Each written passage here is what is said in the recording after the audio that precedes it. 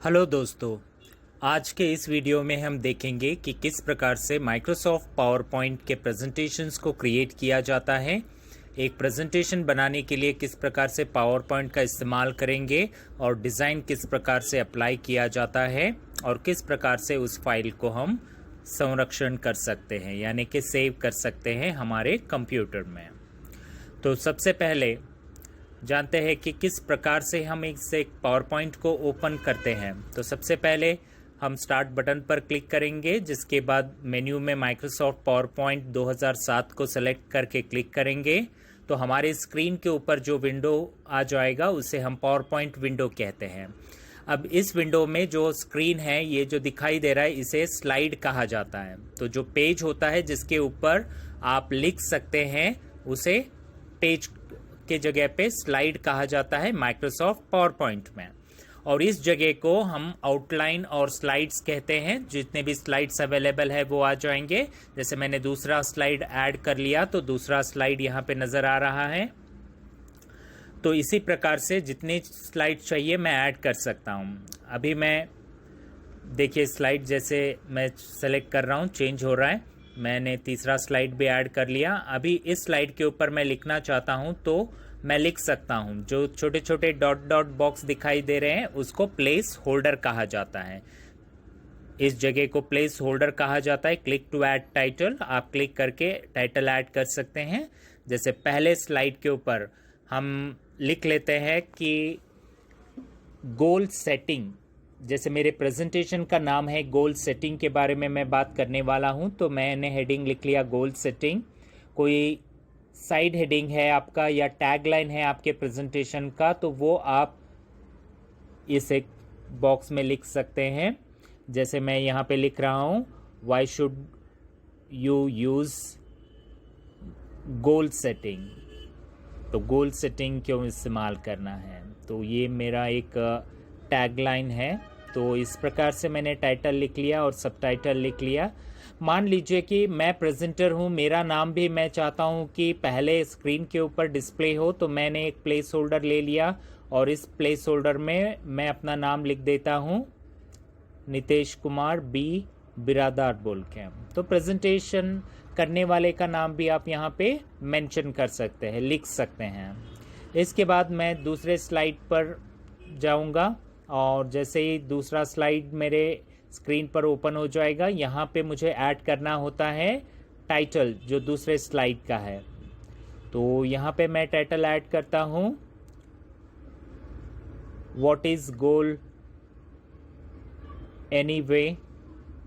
तो गोल क्या है, किसे गोल कहते हैं, तो ये मेरा प्रश्न है। तो मैं लिख रहा हूँ उसके बारे में मैं जो एक्सप्लेन करने वाला हूँ प्रेजेंटेशन के दौरान, उसके तहत जो भी मैटर मैं स्क्रीन के ऊपर डिस्प्ले करना चाहता हूँ जो कि ऑडियंस पढ़ सके, तो उसको मैं यहाँ पे लिख सकता हूँ।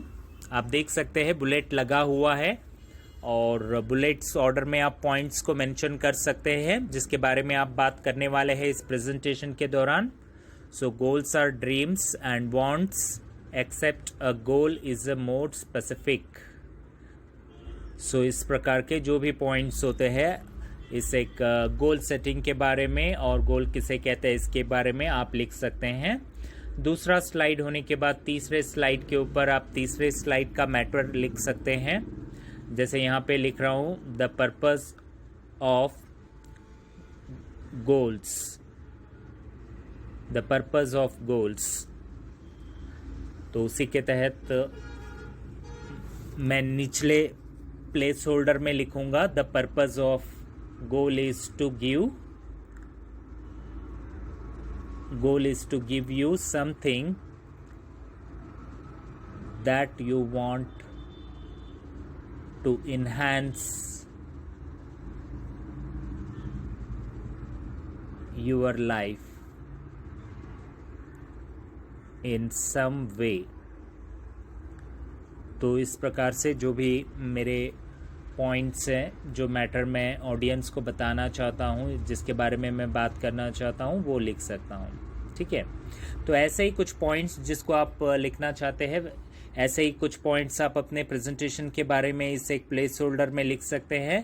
तो जैसे ये स्लाइड डिस्प्ले हो जाएगा, द पर्पस ऑफ गोल, ये बाकी सारे लाइंस भी डिस्प्ले हो जाएंगे। जैसे कि दूसरा पॉइंट लिख रहा हूँ, so the most important thing you need to know about goal is that you should have dreams. अभी मैटर के बारे में उतना मत सोचिए, मैं मैटर कुछ भी लिख सकता हूँ, ठीक है।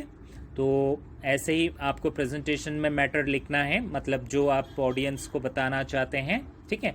मैं अगले स्लाइड के लिए अभी इस बटन पर, न्यू स्लाइड बटन पर क्लिक करूंगा तो मुझे डिफरेंट लेआउट्स मिलेंगे। इस लेआउट में से आपको जो लेआउट पसंद आता है वो लेआउट ले सकते हैं। अकॉर्डिंग टू प्रेजेंटेशन, आपके प्रेजेंटेशन के अनुसार आप चूज कर सकते हैं। अभी मैं टाइटल ओनली दोबारा से चूज कर रहा हूं, तो यहाँ पे दो प्लेस होल्डर आ रहे हैं, एक टाइटल के लिए और दूसरा सब टाइटल के लिए। मैं अभी सब टाइटल प्लेस होल्डर जो है उसको मैं डिलीट कर दूंगा। अभी मुझे सिर्फ एक ही चाहिए। मैं यहाँ पे मेरे प्रेजेंटेशन को रैप अप कर रहा हूँ, तो थैंक यू लिखा और ये सेकेंड जो प्लेस होल्डर है इसको मैं सेलेक्ट करके डिलीट कर दूंगा। तो ये बन गया मेरा प्रेजेंटेशन। अभी इस प्रेजेंटेशन में सिर्फ मैंने 4 स्लाइड ऐड किए हुए हैं। ऐसे ही नंबर ऑफ स्लाइड्स ऐड कर सकते हैं, जिसके बाद आपको सेव पर क्लिक करके लोकेशन चूज करना है जहां पे आप अपने फाइल को सेव करना चाहते हैं। फाइल का नाम गोल सेटिंग, और मैंने सेव बटन पर क्लिक कर लिया तो टाइटल बार पर ये नाम डिस्प्ले हो जाएगा। तो इस प्रकार से आप अपने प्रेजेंटेशन को सेव कर सकते हैं नाम देके, ठीक है। तो अभी मैं ये प्रेजेंटेशन रन करूंगा तो इसमें कोई डिजाइनिंग वगैरह कुछ नहीं है।